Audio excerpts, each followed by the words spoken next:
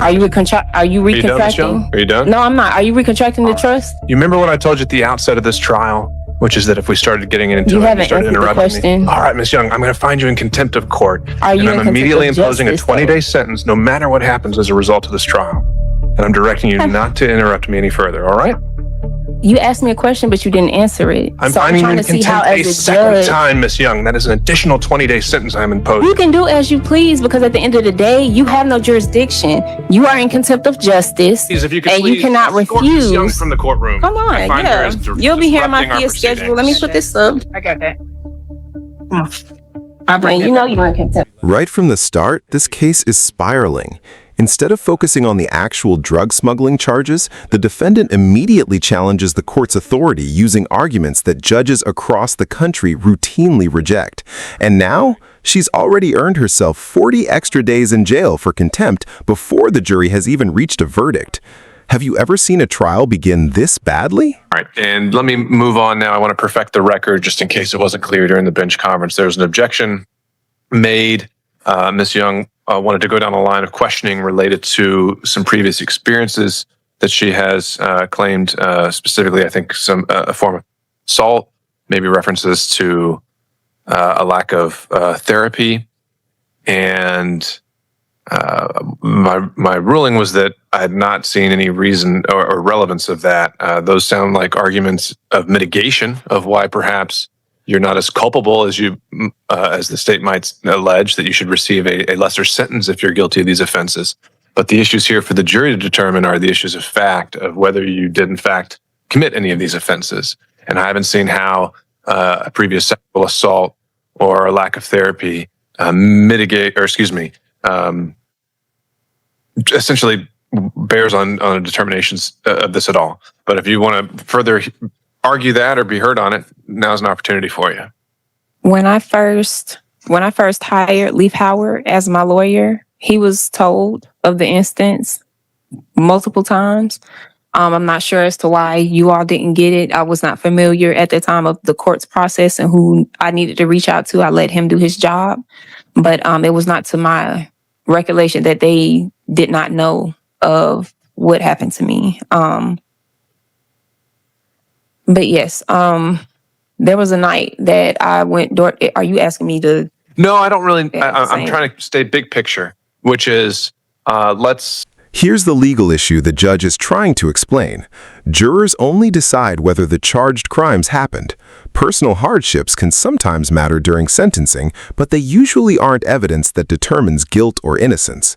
That's why the judge keeps asking one simple question: how does this relate to the charges? So far, the connection just isn't there. What is the reason why the jury needs to hear about this? Well, I don't know who the person was that came after me. Not only did they come after me, but they had a Polaroid picture of me carrying my son to my friend's house. It had a blue blanket, had me with my black outfit on, and I had on a headscarf that I always wear outside. When I saw that picture in the midst of what was happening to me, not only on the day that Captain Winfrey, I don't know if she's still captain, but at the time, she threw me a baby shower. Even when I first started working there, I was called out by, I believe, Captain Winfrey. Captain Winfrey? Captain Winfrey is who we just heard from. No, that was Grady. Oh, I'm sorry. Excuse me. That was okay, so yes, Lieutenant Grady. It's been a minute. I'm trying to remember names, but she threw me a baby shower at the jail. And when I first started walking there, I was called out for the way that I walked. I walked like I'm a model or twitching my butt or something. And that put me on the spot for everybody in 6 North. So there is no way for me to know if it was because of the baby shower, because she invited my mother and father without my knowledge too. And if I had any knowledge that she would do that, I would not have invited my parents there, because I keep my work separate from my family for this reason. My son was in danger. I was in danger, and there was a instance that happened in the car. But okay, I'm just trying to break this down. Is it your claim that someone from an inmate in the jail or another employee there that may have did this sexual assault? That may have been the one to do. I don't know who the person was. Where did it occur? I tried calling DoorDash to get in contact to see if I can get it because I called customer service. I parked my car, but I didn't lock my doors. I was having issues with the internet. Let me rephrase. Did this incident happen inside the jail or outside the jail? Outside the jail, but I was working with Fulton County at the time. All right. So the objection came, you were asking Lieutenant Grady whether he had some awareness of a baby shower and that sort of thing. Do you have any reason to believe that he did? Because if he's aware of the baby shower... No, that's not my question. Not if he is. Do you have any reason to believe that he was aware of the baby shower or your sexual assault? I would think he does know about the baby shower because they're all connected. They're always talking, having meetings and whatnot. And it was a surprise to me. So it's like, how else would you get my personal information if you maybe talk to my supervisor, maybe talk to my captain? We've had issues in the past as well. Nothing detrimental, but I still need to know where it could have came from anybody. It could have came from Captain Winfrey. It could have came from Lieutenant Grady. It could have came from the inmate. What could have come from them? If my family was invited to the jailhouse, they could have been followed back. Someone could have been like, here's her information. Because with that situation, me being touched, I was forced to bring whatever they wanted into the jail because they have a picture of my son. They have a picture of my... And this is where everything takes another unbelievable turn. The defense theory has become increasingly difficult to follow, with speculation replacing evidence. Remember, juries evaluate facts presented in court, not assumptions or possibilities. Do you think this explanation would convince you if you were sitting in the jury box? We are now back on the record. The time is just before 2:05. It's about 15 minutes past when I instructed the parties to be back at 1:50 to begin closing arguments. The state is present. The defendant is not. I've asked our deputies to search the floor. They have. They have not found the defendant. They've also sent someone into the bathrooms. She is not in any of those. And we are also now trying to make a phone call. The only phone number we have is to her mother, who had previously conveyed a message for us Monday morning to have her here to start trial.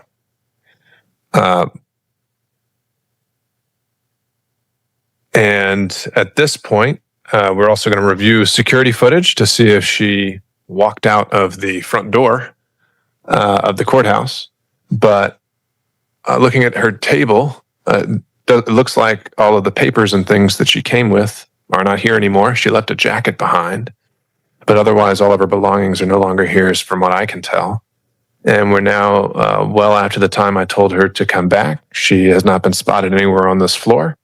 And so I believe that she has now waived her appearance going forward through this trial, and we can proceed even in her absence under our case law. I would instruct the deputies at any point, if she shows up, she should be let in, and she can resume being here. But until she does reappear, we're just going. You won't believe what just happened. During nothing more than a short break to prepare closing arguments, the defendant apparently leaves the courthouse altogether. From a legal standpoint, that's an enormous gamble.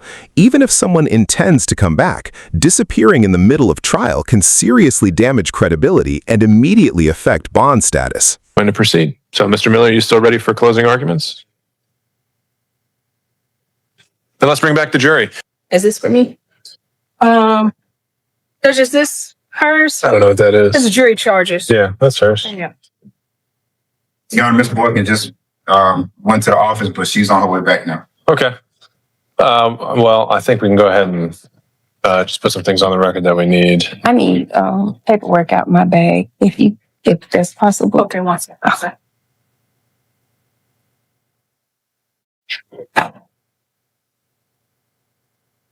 All right, let's go back on the record. And first, I would like to perfect some information we received while we've been here on break during deliberations, which is that I requested Thank you. Lieutenant Lattimore to review surveillance footage to try and help us locate Miss Young, and he was able to see some footage. And so I'd like Lieutenant Lattimore to share with us for the record what he was able to view and what he observed, and then we'll go from there. So you can just describe that for me, Lieutenant Lattimore? Yes, Your Honor. I was able to review footage of Ms. Young exiting the 136 checkpoint at approximately 1:51. And from the checkpoint, she proceeded down Prior Street, which is south of us, and made a left at Mitchell and Prior, and proceeded east on Mitchell up to Washington Street, where we observed her make a right turn. And at that point is when we lost sight of her moving. And this is all through surveillance footage you're reviewing after the fact? Yes. Yeah. And that's several blocks away from the courthouse. All right. Ms. Young, where were you going?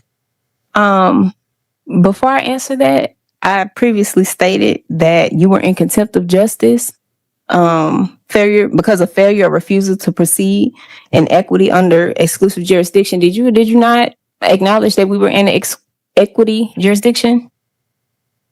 If there's anything else you want to say, Ms. Young, this is your opportunity to have it on the record. But I'm really not interested in getting into a back and forth. So if you had some kind of emergency come up or something else you needed to address, that's what I was kind of curious about. But otherwise, we're going to move on. I did. I needed something to eat. I haven't really eaten since last night. I'm pregnant and I felt like I was about to pass out a little bit. I did kind of forget what time we had to come back. But I got a call from my mother stating that I was supposed to be back in an hour. So that was what took me so long, because I went to grab something to eat and I was going to come back. But after I got that call, I was like, okay, well, he did extend the time, but there was miscommunication there. So I apologize for that, Your Honor. All right. So I just want to break that down, which is it's now about 4:30, and I think they found you trying to re-enter the courthouse about 20 minutes ago or so closer to 4 o'clock. And so you believe that you got a call from your mother saying you didn't have to be back for an hour. And I think we called around 2 o'clock because we were trying to start closing arguments, as I'd indicated. If I can look at my phone records, she called me and told me that I didn't have to be back until an hour because the court, whoever called her. And I've updated my phone number, email address in the Odyssey system. So I'm not seeing why I'm getting reports that you all are calling my mother and my father instead of the phone number I gave. I think we've put your explanation on the record. You can, and so that's all well and good. However, I've lost confidence that we can expect you to appear on time for court proceedings. So I've revoked your bond, I've issued a bench warrant, and so you will be in custody pending the outcome of this trial. The judge wasn't deciding whether her explanation sounded believable. He was deciding whether she could still be trusted to appear for court. Once that confidence was gone, the legal consequence was swift. Bond revoked, bench word issued, and custody pending the outcome of trial. Actions inside a courtroom often carry consequences just as serious as the underlying charges. She blamed her escape on a pregnancy craving and a miscommunication, but the judge was entirely done. Her bond was revoked, a bench warrant was executed, and she was thrown right into custody. Now, she has to sit there in a jumpsuit and listen to the jury read the verdict for the massive hole she just dug herself into. More to the present business at hand. No, it's not your turn, Ms. Young. Oh, okay. I do have Court's Exhibit 5, which I've marked and will tender for the record, which is a question from the jury. It states, and is available for inspection for the parties once I'm done reading it into the record, is there any statutory minimum for possession of a Schedule 1, Schedule 2, or Schedule 4, respectively, where intent to distribute is presumed if you are in possession in excess of such amount? And it's signed by the foreperson. And so if either party would like to, if the state would like to see it, you can come up and grab it. And if Ms. Young would like to see it, deputies can take it to her. This is a question from all jurors or specifically? It's from the jury. Okay. And though you're failing or refusing to proceed in equity under exclusive jurisdiction, you acknowledge that on the record as well? All right. My proposed response to this would be you can't no. deny that injustice. And that I would just write on the note, no, and that we would refer them to their previous instructions. Technically, there is a presumed amount, but that's for trafficking, and that's not been charged in this indictment. They asked specifically about the intent to distribute, whether that's ever presumed based on the amount. As I understand it, it is not. So I think it would be an accurate statement of law to say no, and then just refer them to their previous charges. Any input? First from the state. So they say a minimum. Are they referencing a minimum sentence? An amount? I take the question as a whole. It's a statutory minimum where intent to distribute is presumed. So I know we use minimum in reference to sentences, and that was my first impression as well. But reading it as a whole, it seems to be focused on the evidence of distribution and whether that intent can be presumed based on a minimum amount of drugs. And again, that's where I say the answer to that legally is no. Or actually, I mean, it really just says intent to distribute means intent to unlawfully deliver or sell. So maybe the actual relevant charge would be intent generally, which can be shown in many ways, whether it existed from the proven facts before you. It may be inferred by the proven circumstances or by acts and conduct. So actually, maybe what I would do is say no and then just reread the intent charge and then say that they should place no undue emphasis on this charge and only consider it in the context of the charge as a whole. State agrees, Young. All right. Any input from Ms. Young? Yes. So you are not acknowledging the fact that you're in contempt of justice on the record, being that this is equity jurisdiction. Anything else? No, I need an answer because being that I told you that your failure or refusal to proceed in equity, being that you acknowledge the equity jurisdiction, exclusive jurisdiction will constitute in contempt of justice. I've tried to show you as respondent to all complaints and questions because of the legal special relationship that I have paid on this account. I was about to go and e-file it into the system. Are you in contempt of justice? Are you recontracting? Are you done, Ms. Young? Are you done? No, I'm not. Are you recontracting the trust? You remember what I told you at the outset of this trial, which is that if we started getting into You it, you haven't started answered the interrupting question. me. All right, Ms. Young, I'm going to find you in contempt of court. Are you and in I'm contempt immediately of imposing a justice, though? 20-day sentence, no matter what happens as a result of this trial. And I'm directing you not to interrupt me any further, all right? You asked me a question, but you didn't answer it. I'm So finding you trying in to see how, contempt a as a second judge, time, Ms. Young. That is an additional 20-day sentence I'm imposing. you can do as you please because at the end of the day, you have no jurisdiction. You are in contempt of justice, Please, if you could and please you cannot escort Ms. Young refuse. from the courtroom. Come on, I find her yeah. as You'll be hearing my disrupting our fee schedule. Let me proceedings. put this up. I got that. Come on. I'll bring And it. you know you're in contempt of justice. It's okay. You'll be hearing my fee schedule. We're back on the record. I've been informed by Lieutenant Lattimore that the jury has reached a verdict, and Ms. Young is now present back in court. And Ms. Young, I will remind and direct you once again that there are not to be any verbal outbursts, and I'll allow you to perfect the record at the appropriate time, but that is only going to be when I call on you. So with that, we can bring in the jury. All judges are present, Young. Thank you, Lieutenant Lattimore. Please be seated, everyone. Members of the jury, I've been informed that y'all have been able to reach a verdict. And if that is the case, it appears that juror number 8 is our foreperson. All right, if you could hand that verdict form to the lieutenant so that I can take a look and make sure it's been completed. All right, and you can hand that back to our foreperson. And sir, if you could now publish the verdict in open court by reading it, you can remain seated and read it into the record. Count one, possession of a Schedule I controlled substance, with the intent to distribute, you find the defendant guilty. As to count two, possession of a Schedule I controlled substance, we find the defendant guilty. As to count three, crossing guard lines, we the jury find the defendant guilty. As to count four, possession of a Schedule II controlled substance with intent to distribute, we the jury find the defendant guilty. As to count five, possession of a Schedule II controlled substance, we the jury find the defendant guilty. As to count six, crossing guard lines, we the jury find the defendant guilty. As to count seven, possession of a Schedule 4 controlled substance with intent to distribute.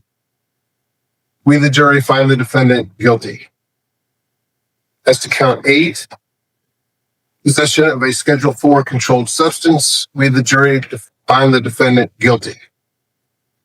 As to count 9, crossing guard lines, we, the jury, find the defendant guilty. The verdict is complete, and it's guilty on every count presented to the jury. From repeated courtroom interruptions to leaving during trial, almost every decision made along the way added to the defendant's legal troubles instead of helping her case. What's your biggest takeaway from this courtroom drama? Let me know in the comments, and don't forget to subscribe for more real courtroom breakdowns. As to count 10, violation of oath by a public officer, we, the jury, find the defendant guilty. And that has been signed, filled in, and dated by you. Right. All right. If you could hand that verdict form back to the deputy so that the state may review it as well as the defendant. Oh, I've seen this. All right. Starting with the state, is there any objection to the form of the verdict? And is there any reason this jury cannot be excused? No objection, Your Honor. All right. And over to Ms. Young. Any objection to the form of the verdict, and is there any reason this jury cannot be excused? There's an object. All You're right. still in contempt of justice, but that's it. Back on the record for sentencing. I'll begin with the state to present any evidence in aggravation. Let's also start with your recommendation as well. Your Honor, as the court is aware, the defendant, or the court may not be aware, but the defendant does not have a prior record. However, the state's recommendation in this case is not only based on the evidence in this case, but also based upon the fact that the defendant has not accepted responsibility for her actions and in the situation that she caused at the jail, and the fact that her actions potentially put inmates and other people at risk. For that reason, Your Honor, the state recommends the following sentence. With regards to counts 1 and 2, we believe count 2 would merge with count 1. The state's recommendations on counts 1 and 2 are 15 years to serve 10. State's recommendation on count 3 is 5 years to serve, concurrent with counts 1 and 2. Regarding counts 4 and 5, again, the possession in count 5 would merge with count 4. State's recommendation is 15 to serve 10. The recommendation for count 6 is 5 years to serve, to run concurrent with counts 4 and 5. Counts 7 and 8, Your Honor, the state would recommend 15 to serve 10, with count 8 merging into count 7. And on count 9, 5 years to serve, to run concurrent. And then for the violation of oath, state would recommend 5 years to serve, to run. In terms of evidence and aggravation, Ms. Boykin, at a prior hearing, you didn't have the case at the time, but it was Mr. Herzog who made representations that this case involved gang affiliation, that there were, and I know that there was a warrant taken out initially in this case about gang affiliation, and that he referenced other evidence showing that she was distributing directly to inmates. And so is that something the state is prepared to introduce in aggravation here today? Your Honor, the state does have information related to that. We do not have the witness here to testify regarding those matters. Should the court hold a scheduling hearing or a hearing at a later date, we can have that witness available given this time of day. All right. Well, not hearing a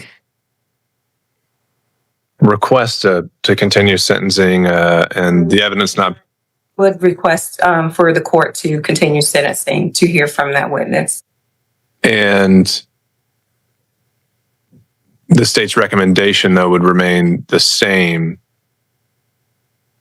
after presenting this aggravating evidence. It would, Your Honor. All right. And just by, wouldn't consider it unless we did hear that evidence, but by way of proffer to complete the record, what would be your proffer, what that witness would testify to? Your Honor, the witness, Raylene Bruce, would testify that she too worked at the Fulton County Sheriff's Department. She assisted Investigator Green with obtaining the defendant's cell phone. A subsequent dump of that cell phone did show that the defendant was communicating not only with inmates, but with other individuals to sell items, to sell drugs within the jail. There are also some Instagram postings for the defendant. And there's also photos of her gang tattoos that were taken at the Fulton County Jail. All right.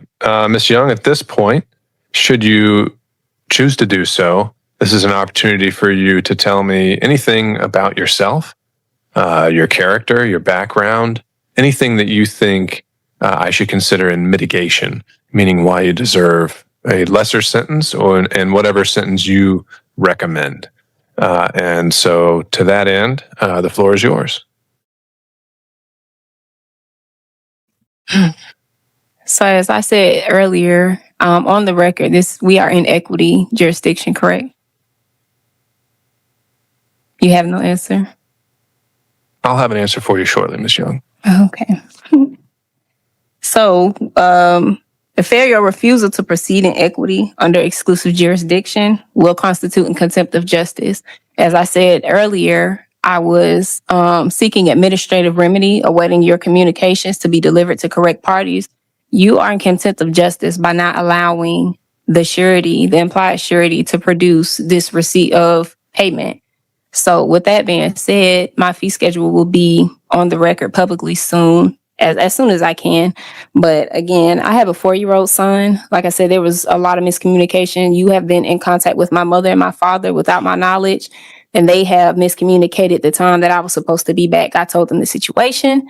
And as I was getting lunch and headed back to the courthouse where your officers intercepted, that's all that was being said. So, and I was not read my Miranda rights as well, just putting that on the record as well. And also to clarify again, the respondent had a duty to all complaints and questions because of the legal special relationship of the parties. By not responding to the respondent via the indictment, the true bill that was originally sent to the respondent, is in breach of trust because of the infant estate and duty of care associated therewith and thereto in an express trust.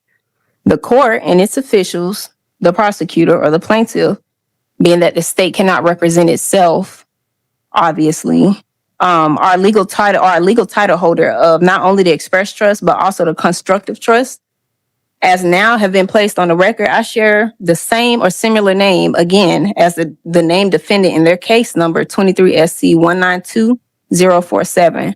However, for clarification, I am not acting in the capacity as the named defendant. I am the beneficiary and equitable title holder. None of this information is foreign to the court. This matter must proceed in equity, and failure or refusal to proceed in equity under exclusive jurisdiction, which you said we are in, will constitute contempt of justice. I am appearing, especially and not generally, I'm trying to let you know that this case has been settled. And until that notice reaches you, until I'm able to go do what I need to do to make sure your notice reaches you, I'm here. So again, I would like to seek administrative remedy, awaiting your communications to be delivered to the Ms. Young, you raised and said that you have a 4-year-old. I do. Who is caring for your 4-year-old at this moment? I have no idea right now because his daycare closed at 6:00 p.m. And so you've left your 4-year-old in the care of a daycare and made no plans. My mother, I have no way to contact. I have no way to do anything because you intercepted before I could do what I was supposed to do.